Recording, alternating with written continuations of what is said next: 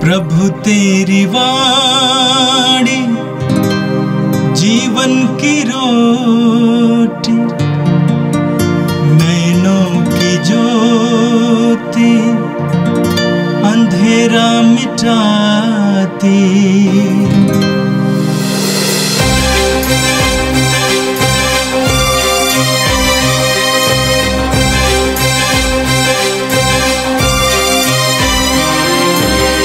प्रभु तेरी वाणी जीवन की रोटी, नैनों की ज्योति अंधेरा मिटाती। प्रभु तेरी वाणी जीवन की रोटी, नैनों की ज्योति अंधेरा मिटाती। वाणी वाणी वाणी वाणी वाणी पवित्र है, शाश्वत है, जीवन का मन्ना है। 19 अक्टूबर गुरुवार, पहला पाठ। रोमियों के नाम संत पौलुस का पत्र, अध्याय 3, वचन संख्याएं 21 से लेकर 30 तक। ईश्वर का मुक्ति विधान, जिसके विषय में मूसा की संहिता और नबियों ने साक्ष्य दिया था, अब संहिता से स्वतंत्र रूप में प्रकट किया गया है। वह मुक्ति यीशु मसीह में विश्वास करने से प्राप्त होती है। अब भेदभाव नहीं रहा। वह मुक्ति उन सबों के लिए है जो विश्वास करते हैं, क्योंकि सबों ने पाप किया और सब ईश्वर की महिमा से वंचित किए गए। ईश्वर की कृपा से सबों को मुफ्त में पाप मुक्ति का वरदान मिला है, क्योंकि यीशु मसीह ने सबों का उद्धार किया है। ईश्वर ने चाहा कि यीशु अपना रक्त बहाकर पाप का प्रायश्चित करे और हम विश्वास द्वारा उसका फल प्राप्त करें। ईश्वर ने इस प्रकार अपनी न्यायप्रियता का प्रमाण दिया, क्योंकि उसने अपनी सहनशीलता के अनुरूप पिछले युगों के पापों को अनदेखा कर दिया था। उसने इस युग में अपनी न्यायप्रियता का प्रमाण देना चाहा, जिससे यह स्पष्ट हो जाए कि वह स्वयं पवित्र है और उन सबों को पाप मुक्त कर देता है जो यीशु में विश्वास करते हैं। इसलिए किसी को अपने पर गर्व करने का अधिकार नहीं रहा। किस विधान के कारण यह अधिकार जाता रहा? यह कर्मकांड के विधान के कारण नहीं हुआ, बल्कि विश्वास के विधान के कारण। क्योंकि हम मानते हैं कि संहिता के कर्मकांड द्वारा नहीं, बल्कि विश्वास द्वारा मनुष्य पाप मुक्त होता है। क्या ईश्वर केवल यहूदियों का ईश्वर है? क्या वह गैर यहूदियों का ईश्वर नहीं? वह निश्चय ही गैर यहूदियों का भी ईश्वर है, क्योंकि केवल एक ही ईश्वर है जो खतने वालों को विश्वास द्वारा पाप मुक्त करेगा और उसी विश्वास द्वारा वे खतने लोगों को भी। यह प्रभु की वाणी है। संत लूकस के अनुसार पवित्र सुसमाचार, अध्याय 11, पद संख्या 47 से 54 तक। प्रभु ने कहा, धिक्कार तुम लोगों को, क्योंकि तुम नबियों के लिए मकबरे बनवाते हो, जबकि तुम्हारे पूर्वजों ने उनको मार डाला है। इस प्रकार तुम अपने पूर्वजों के कर्मों की गवाही देते हो और उनसे सहमत भी हो, क्योंकि उन्होंने तो उनको मार डाला और तुम उनके मकबरे बनवाते हो। इस कारण ईश्वर की प्रज्ञा ने ये कहा है, मैं उनके पास नबियों और प्रेरितों को भेजूंगा, वे उनमें से कितनों को मार डालेंगे और कितनों पर अत्याचार करेंगे। इसलिए संसार के आरंभ से जितने नबियों का रक्त बगाया गया है, हाबिल के रक्त से लेकर सकरियास के रक्त तक, जो वेदी और मंदिर गर्भ के बीच मारा गया था, उसका हिसाब इस पीढ़ी को चुकाना पड़ेगा। मैं तुमसे कहता हूं, उसका हिसाब इस पीढ़ी को चुकाना पड़ेगा। यह शास्त्रियों, धिक्कार तुम लोगों को, क्योंकि तुमने ज्ञान की कुंजी ले ली। तुमने स्वयं प्रवेश नहीं किया, और जो प्रवेश करना चाहते थे उन्हें रोका। जब यीशु उस घर से निकले तो शास्त्री और फरीसी बुरी तरह उनके पीछे पड़ गए और बहुत सी बातों के संबंध में उनको छेड़ने लगे। वे इस ताक में थे कि यीशु के किसी न किसी कदम में दोष निकाल ले। यह प्रभु का दिव्य सुसमाचार है। क्रिस्त प्रभु की जय। प्यारे भाई और बहनों, आज के प्रथम पाठ में हमने रोमी को नाम पौलुस का पत्र से पाठ सुना है। यह एक सुंदर पाठ है। पौलुस मानव मुक्ति के पर अपने विचार प्रकट करते हैं, उसका मर्म हमें समझाते हैं। पौलुस इस बात को गलीतियों के नाम पत्र में भी लिखा था, परंतु गलीतियों के पत्र में संदर्भ तो वो वहाँ पर वाद विवाद का संदर्भ लगा था। यहाँ पर पौलुस चर्चा करते हैं कि किस तरह व्यक्ति धर्मी माना जाता है, हाँ किस तरह वो जस्टिफिकेशन बता न्याय संगत ईश्वर के सामने वो धर्मी है, न्यायी है, उनके पापों की क्षमा हुई है और वे आनंद जीवन के योग्य है। तो इस बातों को समझने के लिए हमें पौलुस के उस संदर्भ को समझना चाहिए। उस समय बहुत हम जानते हैं कि यीशु मसीह यहूदी थे और शिष्य भी यहूदी थे। पगले विश्वासी गण जो पंतकुस्ता का दिन में विश्वासी बने, ये भी यहूदी थे। धीरे कलीसिया आगे बढ़ने लगी। गैर यहूदी माने जेंटाइल्स लोगों को भी यीशु के सुसमाचार सुनवाने लगे और वे लोग विश्वासी बने थे और उनकी संख्या बढ़ती गई। तो यहूदी जो विश्वासी बने, प्रभु में विश्वास करने लगे, यीशु को मानने लगे, वो यहूदी अपनी पुरानी परंपराओं को नए विश्वासियों के ऊपर थोपना चाहते थे। जैसे हम प्रेरितों का कार्यकलाप में पढ़ते हैं, एक विषय था खतना करना। यहूदियों के जो 613 नियम है, इस सब का पालन करना। परंपरा से जो यहूदी थे उनको ये सब छोड़ना इतना आसान नहीं था।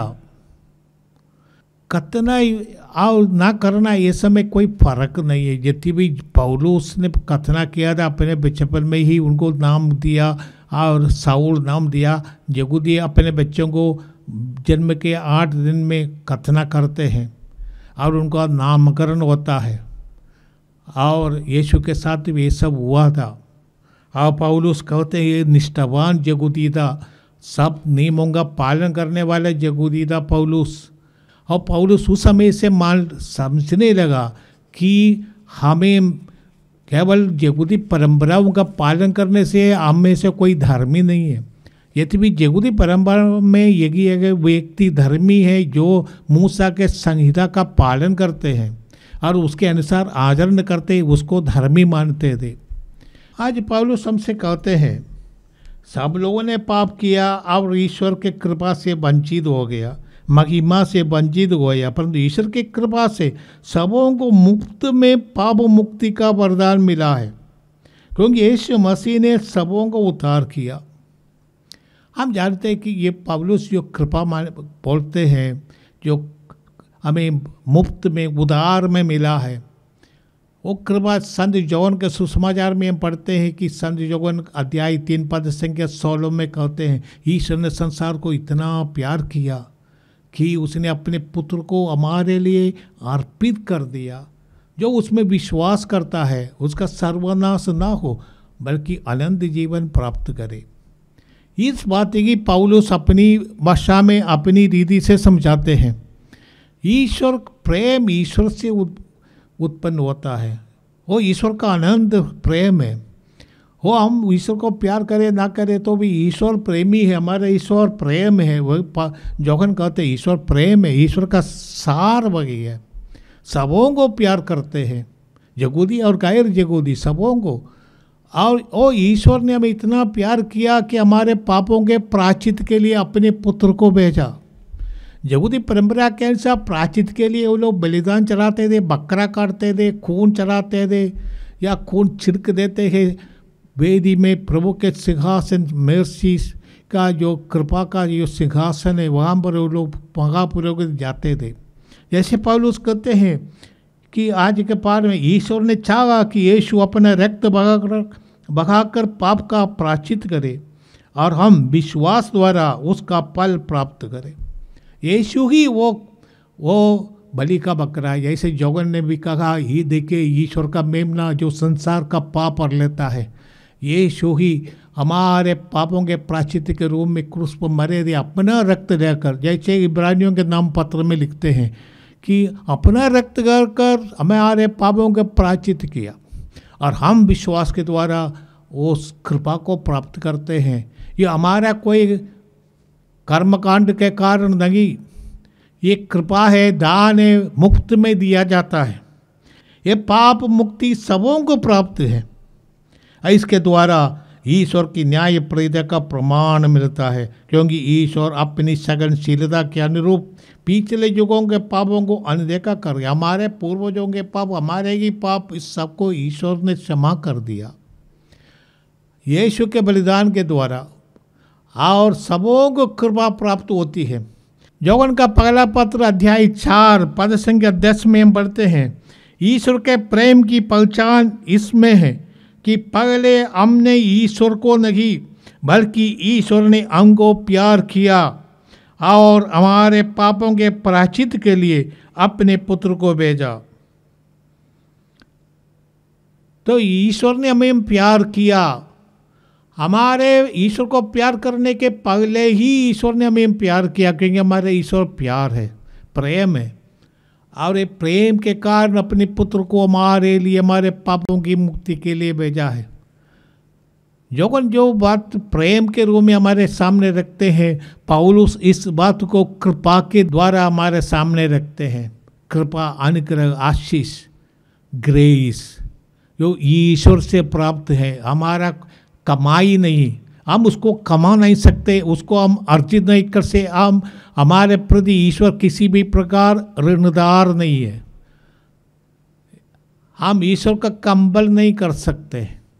ईश्वर हमें प्रेम करते हैं, इस वजह से हमको सब कुछ देते हैं। हमें बंधनों से मुक्त कर देते हैं, आज़ाद कर देते हैं, पापों की क्षमा कर देते हैं। परंतु हमें ये सब मिलते हैं यीशु के बलिदान के द्वारा।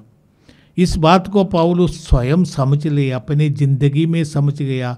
वो कहते कि माई, पौलुस कभी कभी आप अपने पुरानी बातों में गर्व भी करते, मैं इस्राएली हूँ, मैं बेंजामिन गोत्र का हूँ और परिसों में परिसी हूँ, ये सब बोलते हैं, क्योंकि वो सब वो थे सच में। परंतु सब पौलुस मान लिया कि इसमें कोई दम नहीं है। यीशु में विश्वास करना वो कहते मेरी जिंदगी के सबसे बड़ा वरदान वही है। जैसे फिलिपियों का नाम पत्र अध्याय 3 पद संख्या 8 में पौलुस लिखते हैं कि इतना ही नहीं, मैं प्रभु यीशु मसीह को जानना सर्वश्रेष्ठ लाभ मानता हूँ कि इस ज्ञान की तुलना में हर वस्तु को हानि ही मानता हूँ। उन्हीं के लिए मैंने सब कुछ छोड़ दिया और उसे कोड़ा समझता हूँ। यीशु को जानने से ही पौलुस ने कहा, यीशु को मानने से, उनका ये दुख भोग क्रूस के उनका मृत्यु और उनका पुनरुत्थान पर विश्वास करने से ही हमें पापों की मुक्ति मिलती है। इसीलिए हम जस्टिफाइड हो जाता है, कोई कर्मकांड के आधार पर नहीं। आज के प्रथम बात हमें यही कहते हैं, ईश्वर सबों का ईश्वर है, यहूदी और गैर यहूदी, स्त्री और पुरुष, सबों का वो ईश्वर है। इसलिए सबों को ईश्वर का प्रेम प्राप्त है। केवल ईसाइयों के लिए नहीं, सब लोगों को ईश्वर का प्रेम प्राप्त है। आप सब लोग यीशु मसीह के इस क्रूस की मृत्यु और उनका पुनरुत्थान के प्रभाव से पापों की मुक्ति प्राप्त करते हैं। हाँ, और पवित्र कलीसिया भी हमें सिखाते हैं। वाटिकन द्वितीय महासभा ने कहा हर एक लोग अपने अंतःकरण की आवाज़ पुकार सुनकर, अपने अंतःकरण की रोशनी से चलकर ईश्वर को जान सकते हैं और अच्छा कार्य कर सकते हैं। यदि भी हमारा अच्छा कार्य हमें कृपा का पात्र नहीं बनाता है, परंतु जिनको कृपा मिली है उनको ये चाहिए अच्छा कार्य करें। संत याकूब अपने पत्र में लिखते हैं, कर्मों के बिना विश्वास निर्जीव है, उसमें कोई जान नहीं है। प्रभु यीशु ने भी कहा था कई दृष्टांतों के द्वारा, विशेष करके असर्पियों का दृष्टांत।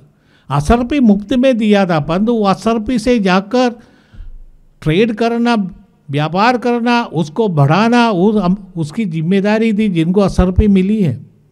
इसी तरह जिनको कृपा मिली है, मुफ्त में दिया गया है कृपा, परंतु कृपा को फलदायक बनाना, सगुण फल उत्पन्न करना।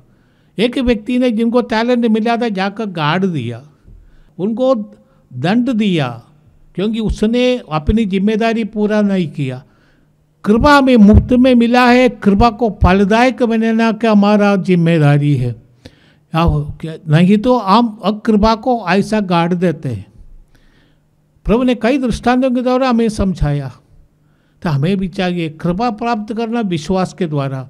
ईश्वर ने चाहा कि हम विश्वास के द्वारा यीशु मसीह के मृत्यु और पुनरुत्थान का जो फल है उसको अपनाए, और ये फल हमारे जीवन में ये कृपा कार्यशील बने, क्रियात्मक बने, फल उत्पन्न करे।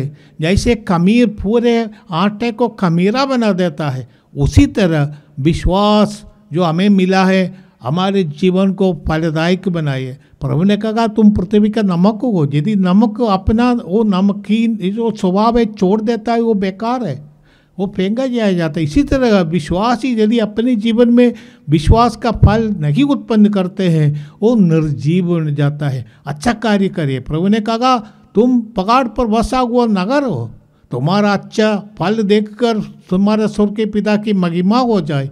मत्ती के सुसमाचार अध्याय 5 पद से 14 में प्रभु हमसे यही चाहते हैं, फल उत्पन्न करें, जो कृपा में मिली है उसके अनुसार फलदायक बने।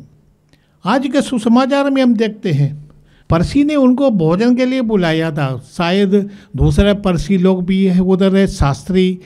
परसी ने देखा कि यीशु यहूदी परंपरा के अनुसार जो प्रक्षालन का क्रिया है उसको नहीं किया है, परंतु शास्त्रीय परसियों के जो यहूदी परंपरा में हाथ धोना इत्यादि है एक कर्मकांड के हिस्सा है कि पानी लेकर छिड़क देते हैं, जमीन पर छिड़कते हैं, भोजन पर छिड़कते हैं, अपने ऊपर छिड़कते हैं, ऐसा हाथ धोने की क्रिया में आते हैं। प्रभु यीशु ये सब नहीं करते थे, इसलिए शास्त्री होते हैं कि आप बिना हाथ धोए परंपरा को माने बिना भोजन करते हैं। यीशु ने कहा तुम लोग बाहर से बहुत अच्छा दिखाई देते हैं परंतु अंदर पूरे के पूरे गंदगी है, धिक्कार तुम लोगों को। प्रभु आज कई बार शास्त्री परिचय कहते हैं कि धिक्कार तुम लोगों को, तुमने मनुष्यों के बहुत भारी बोझ डालते हो और स्वयं अपने वो सब नहीं करता। प्रभु ने कहा धिक्कार तुम लोगों को, क्योंकि तुम्हारे पूर्वजों ने नबियों को मारा था और तुम नबियों के लिए मकबरा बनाते हो, नबियों का सम्मान करना चाहते हो, परंतु इसके द्वारा तुम अपने पूर्वजों के जो गलत काम है, पाप है, उसको तुम स्वीकार करते हैं और तुम ऐसे ही व्यवहार करते हैं। पूर्वजों से तुम कोई अच्छा नहीं है, तुम वैसे ही हो जैसे तुम्हारे पूर्वज थे, और गवाही देते हैं हम उनकी संतान है जिन्होंने नबियों को मारा है। प्रभु यीशु की शिक्षा और विशेष करके यहूदियों के नेतृत्व की पाखंड और उनके धोखेबाजी को प्रभु तिरस्कार करते थे। प्रभु ने कहा ये सब शास्त्रीय फरीसी अच्छी अच्छी बात करते हैं परंतु उसके अनुसार जीते नहीं, इसलिए प्रभु ने अपने शिष्यों से भी कहा तू उनका अनुकरण नहीं करना, वो उनका अधिकार को माने परंतु उनका अनुकरण नहीं करना है। इनकी पाखंडता देखकर यीशु क्रुद्ध हो जाते हैं, इसीलिए उनके साथ इतना कठोर शब्द बोलते हैं। यीशु के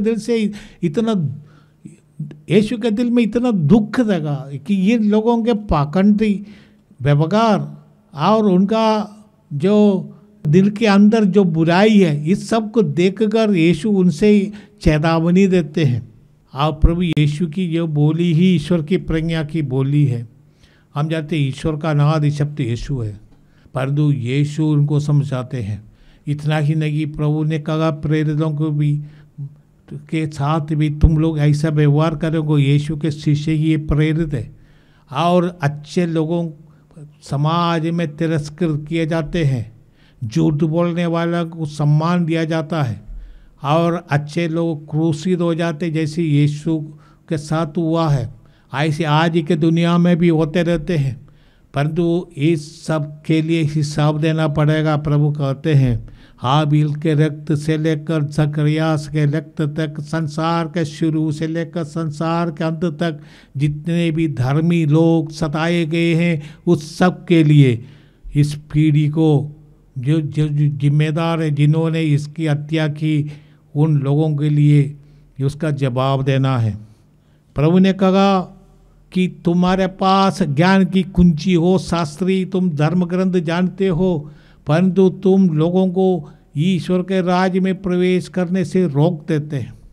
हर एक धर्म ग्रंथ हमें सिखाते हैं ईश्वर का प्रेम, और इसके अनुसार जीते नहीं है तो वो हम स्वर्ग राज की कुंजी पाने के बावजूद भी स्वयं उसमें प्रवेश नहीं करते, दूसरों को भी रोक देते हैं। इस कारण प्रभु यीशु ने कहा कि तुम्हें इस सब का जवाब देना है, तुम इस सब के लिए जिम्मेदार है। प्रभु यीशु ने जो बात कही यहूदियों को अच्छा नहीं लगा, यहूदी नेतृत्व को अच्छा नहीं लगा। ये हमारे साथ भी ऐसे होता है, यदि कोई हमसे जो कड्डू बात बोलते हैं वो सच्चे, परंतु उस सच्चाई को मानने के लिए हम तैयार नहीं है, इसलिए हमारे दिल में भी उसके प्रति घृणा पैदा होती है, हम बदला देना चाहते हैं। यहूदी शास्त्री ने यही भी सोचा था, यीशु को वो उन्होंने तिरस्कार कर दिया। जैसे जवन कहते वो अपनों के पास आया, परंतु अपने अपनों ने उनका तिरस्कार किया, उसको अपनाया नहीं। इतना ही नहीं, उनको पकड़ कर रोमी के हाथ में सौंप दिया और उनको क्रूस पर मार दिया। भाइयों बहनों, ईश्वर हमें प्रेम करते हैं, परंतु इस प्रेम का अनुभव करने के लिए हमें अंतरात्मा की आवाज़ सुनना है। पवित्र ग्रंथ और प्रभु की शिक्षा हमें मार्गदर्शन करते हैं। आइए हम प्रार्थना करें। ये प्रभु, आज के पाठों के लिए हम धन्यवाद देते हैं। हम जानते हैं कृपा मुफ्त में दिया जाता है, ईश्वर का प्रेम का हिसाब है। जब तक हम ईश्वर के प्रति हमारे दिल को खोलेंगे, हमें कृपा प्राप्त होती है। हर व्यक्ति को, हर धर्म के व्यक्ति को, पूरे मानव को ये प्रेम का अनुभव हो जाए। और जब तक वो उड़ाव पुत्र जब पश्चाताप करने लगा, तभी वो उनके दिल में पिता का प्रेम का अनुभव होने लगा। पिता के साथ रहने से उस समय उनके दिल में प्रेम नहीं था, परंतु जब ये कंगाल हो गया, जब वो पूरा के पूरा खो दिया, जब वो दुर्दशा में पड़ा, तभी उनको पश्चाताप का वरदान मिला, पिता के पास लौट जाता है। ये प्रभु, हम भी संसार में रहते हैं और समस्याओं से हम परेशान हो जाते हैं, रोग से, गरीबी से, हर प्रकार के समस्याओं से, हर प्रकार के बंधनों से, तभी हमें पता चलता है ईश्वर का प्रेम के बारे में। हम तुझे धन्यवाद देते प्रभु इस सब समस्याओं के लिए, क्योंकि इनके माध्यम से हम प्रभु को जानने लगा। हमें कृपा का पात्र बना दे। ये प्रभु, ये कृपा हमारे जीवन में प्रभावशील बने कार्य, और इसके माध्यम से हम अच्छे फल उत्पन्न कर दे। एक पेड़ का पहचान उसके फल से होता है। हम अपनी ज़िंदगी के द्वारा ये साबित करें कि हम ईश्वर में विश्वास करने वाले हैं। हमारा अच्छा व्यवहार देखकर दूसरे लोग भी ईश्वर पर विश्वास करें। हमारे बुरे कामों देखकर लोग ईश्वर से अलग ना हो जाए।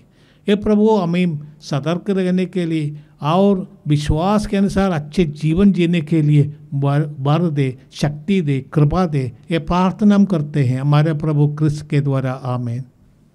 प्रभु तेरी वाणी जीवन की रोटी, नैनों की ज्योति अंधेरा मिटाती। वाणी वाणी वाणी वाणी वाणी पवित्र है, शाश्वत है जीवन का मन्ना।